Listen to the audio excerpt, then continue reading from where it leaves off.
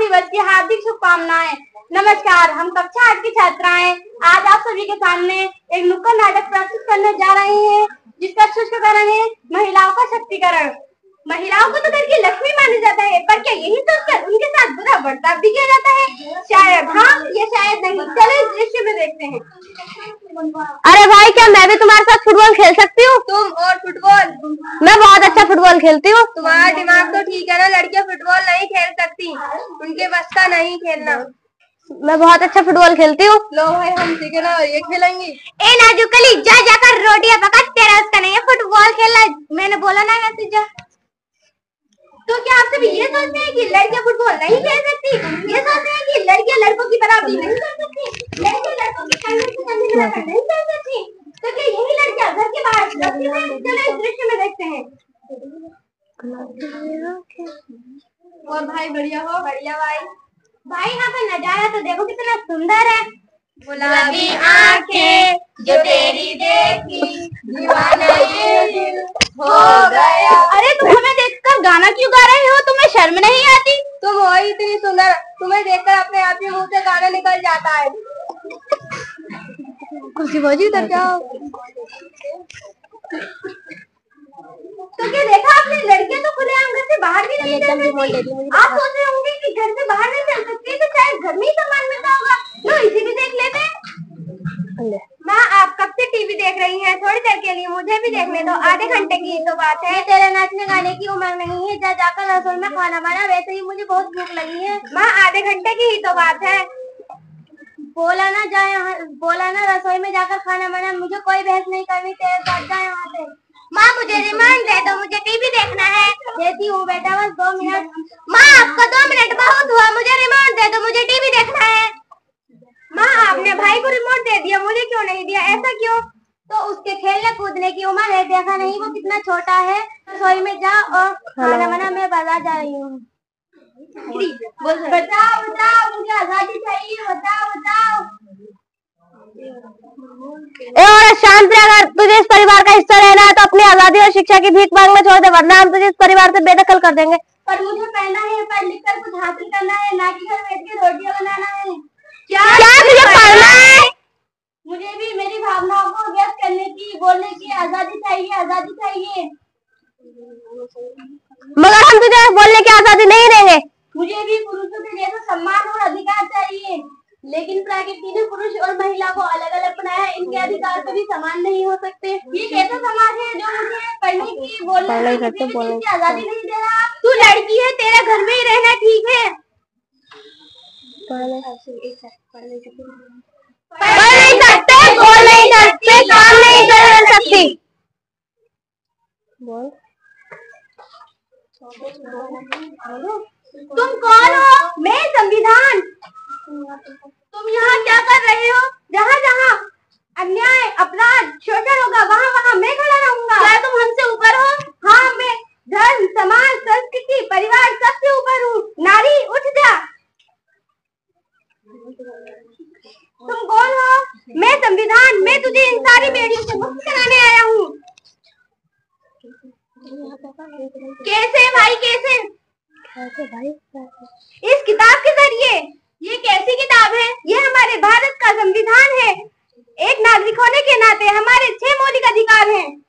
पहला मौलिक अधिकार समानता का अधिकार, दूसरा मौलिक अधिकार स्वतंत्रता का अधिकार, तीसरा मौलिक अधिकार धर्म की स्वतंत्रता का अधिकार, चौथा मौलिक अधिकार शोषण के खिलाफ अधिकार, 5वां मौलिक अधिकार संस्कृति का अधिकार, छठा मौलिक अधिकार संवैधानिक उपचार।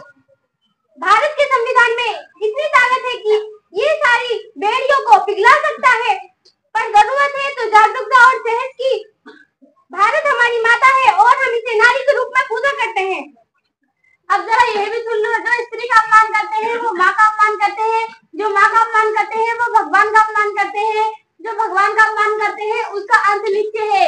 मैं भी छू सकती हूँ आकाश, मौके की है मुझे तलाश। मैं भी छू सकती हूँ आकाश, मौके की है मुझे तलाश। मैं भी छू सकती हूँ आकाश, मौके की है मुझे तलाश। मैं भी छू सकती हूँ आकाश, मौके की है मुझे तलाश। धन्यवाद।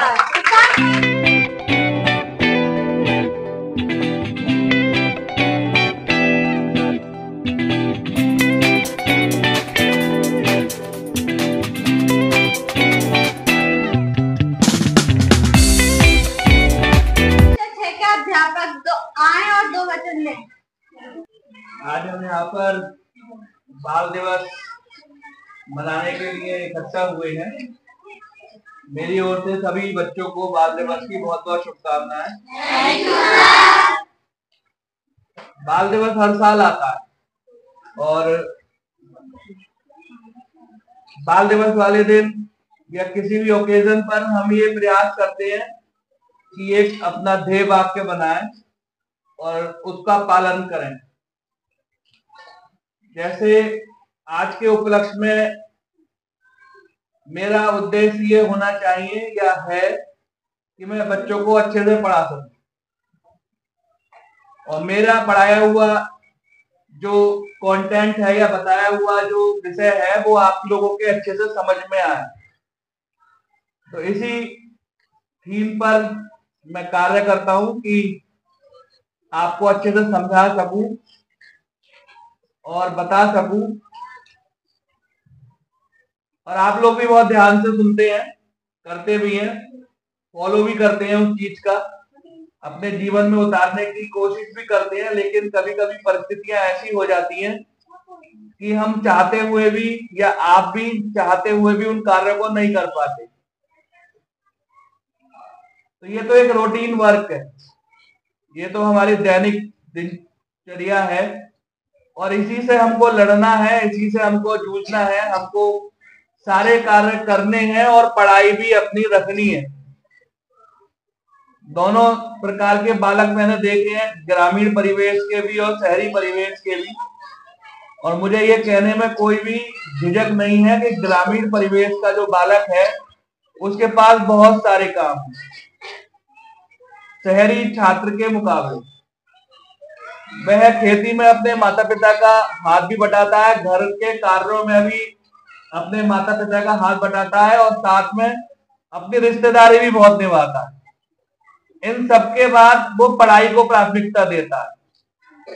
तो क्यों ना इस चीज को आज से उल्टा कर दें, विपरीत कर दें, बदल दें कि हमारी पहली प्राथमिकता हमारी पढ़ाई होनी चाहिए।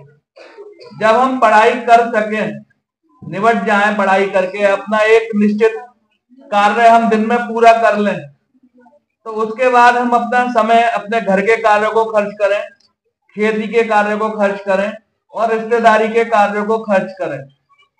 क्योंकि लौट फेर करके कोशिश करें, अच्छे से पढ़ाई करें आप लोग, और हमारा एक ही उद्देश्य होना चाहिए, पढ़ना पढ़ना और पढ़ना। और यही उद्देश्य हमारे देश के प्रथम प्रधानमंत्री जवाहरलाल नेहरू का था, जिसके जन्मदिन पर हम यहाँ पर एकत्र हुए हैं। 14 नवंबर 1879 को इनका जन्म प्रयागराज में हुआ था। इनके पिताजी एक फेमस एडवोकेट थे, मोतीलाल नेहरू, और इन्होंने स्वतंत्रता संग्राम में भारत को आजाद कराने के लिए अपना बहुत योगदान दिया। जब हमारा देश आजाद हुआ तो उसके बाद ये हमारे देश के प्रथम प्रधानमंत्री बने और लगातार 2 बार ये प्रधानमंत्री रहे। इनकी एक पुत्री थी इंदिरा गांधी, वह भी हमारे देश की प्रथम महिला प्रधानमंत्री बनी। बच्चों से ये बहुत लगाव रखते थे, बहुत प्यार करते थे बच्चों को, और बच्चे इनको प्यार से चाचा नेहरू कहते थे। कभी आपका इलाहाबाद या प्रयागराज जाना हो तो इनका जो घर है जिसमें ये रहते थे वो आज राष्ट्रीय धरोहर के रूप में, धरोहर की लिस्ट में शामिल है, आनंद भवन के नाम से। बराबर में एक घर और है इनका, वो भी म्यूजियम के रूप में बच्चों को समर्पित है। तो कभी आपका प्रयागराज या इलाहाबाद जाना हो तो अधिकतर वहां पर लोग घूमने जाते हैं, इनके घर को घूमने जाते हैं। और जैसा कि इनका सपना था कि हमारे जो बच्चे हैं वो हमारे देश का भविष्य है, आगे आप में से ही नेता, अभिनेता, अध्यापक, डॉक्टर, इंजीनियर, सरकारी पदों पर सुशोभित होने वाले विभिन्न कर्मचारी आप लोगों में से ही बनेंगे। आप लोग हमारे देश की नींव हो। अगर हमारे देश की नींव मजबूत होगी, यानी आप, तो हमारा देश दिन दूनी रात चौगुनी तरक्की करेगा। यही इनका उद्देश्य था कि बच्चों को, ग्रामीण परिवेश वाले जो बालक हैं, उनको एक पढ़ाई के मंच पर लेकर के आना और सिखाना। हाँ, कठिन काम तो है, एकदम से तो नहीं होगा, लेकिन हाँ, एक बार जरूर हो जाएगा अगर आप लगन से पढ़ते हैं, ध्यान से पढ़ते हैं, पढ़ाई को ज्यादा ध्यान देते हैं और मेहनत करते हैं।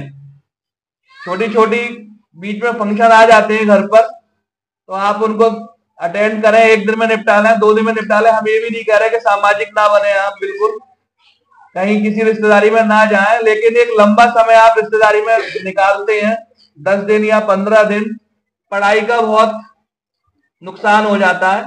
कम से कम समय में अपनी रिश्तेदारी में होने वाले फंक्शंस को निपटाइए। स्कूल रोज आने की प्रवृत्ति रखिए।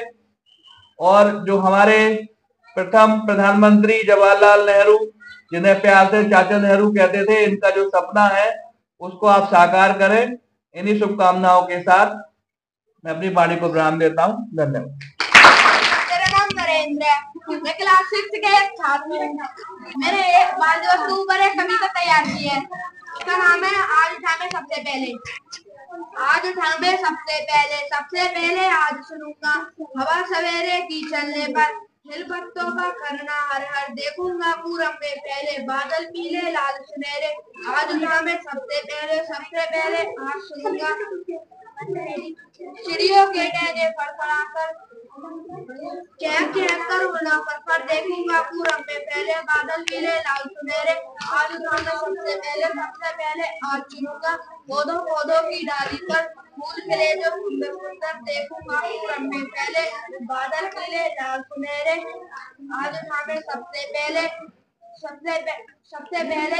कहता जा फिरूंगा, कैसे पहला पत्ता डोला, कैसे पहला पंछी बोला, कैसे कलियों ने मुंह खोला, कैसे पूरब में पहले बादल पीले लाल सुनहरे। आज कक्षा 7 से मरियम, पूजा, बीती रानी, आयशा, अनुष्का, कल्पना, अंशुल, आख्या, रानी। समय का सदुपयोग, उनकी लघु नाटिका। सभी को हम सभी की तरफ से आप सभी को हम सभी की तरफ से नमस्कार। मैं हूँ मरियम। हम सभी कक्षा 7 की छात्र एवं छात्राएं हैं। जैसे कि आप सभी को पता है, हर वर्ष 14 नवंबर को बाल दिवस मनाया जाता है। उसी के उपलक्ष्य में आज हम सभी ने एक बच्चों के लिए लघु नाटिका तैयार की है, जिसका उद्देश्य है समय का सदुपयोग करना चाहिए। ये आयशा है, मैं इस लघु नाटिका में माँ बनी हूँ, जो अपने बच्चों को सही समय बताती है। ये अंशुल है, मैं इस नाटक में सूरज दादा बना हूँ, जो सुबह जल्दी उठने वाला। ये रानी है, मैं इस नाटक में टॉमी बनी हूँ, जो कुत्ते का बच्चा जो बयान करता है। ये निशा है, मैं इस लघु नाटिका में किताब रानी बनी हूँ, जो कि पढ़ने का समय याद दिलाती है। ये टीटू है, मैं इस लघु नाटिका में मुख्य बच्चा बना हूँ, जो समय पर ही सब कुछ सीखता है। ये आख्या है, मैं इस लघु नाटिका में गूंज बनी हूँ, मैं डाक मारने का समय बताती हूँ। ये मनवीर है, मैं इस लघु नाटिका में स्कूल बैग बना हूँ, जो कि स्कूल जाने का समय बताता है। ये विशी रानी है, मैं इस लघु नाटिका में टीटू का दोस्त नंबर 1 बनी हूँ, जो कि खेलने का समय बताता है। ये कल्पना है, मैं इस लघु नाटिका में दोस्त नंबर 2 सोनू बनी हूँ, जो माँ की मदद करने का समय बताता है। ये अनुष्का है, मैं इस लघु नाटिका में चंद्रमा बनी हूँ, मैं सोने का समय बताती हूँ। टीटू अपने बिस्तर पे सो रहा है।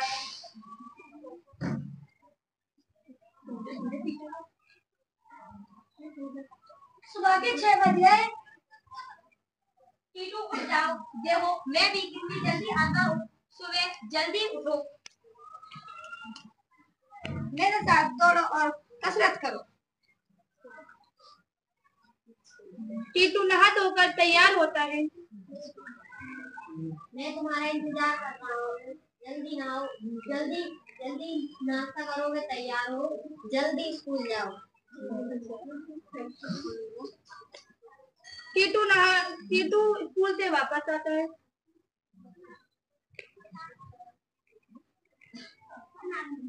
अब खेलने से पहले क्या करें? थोड़ा पढ़ो और होमवर्क करो।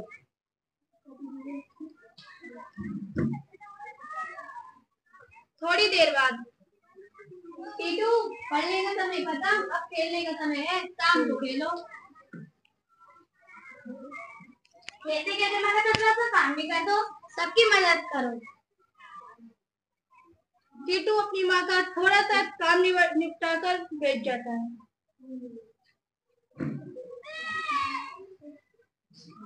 शाबाश, अब रात का समय हो गया। चांद मामा धीरे धीरे से आते हैं। सब काम हो गया, अब नाटक करो और सो जाओ, जल्दी सोना चाहिए।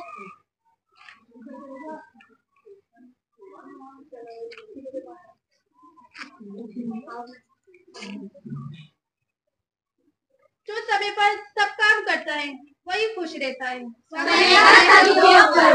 धन्यवाद।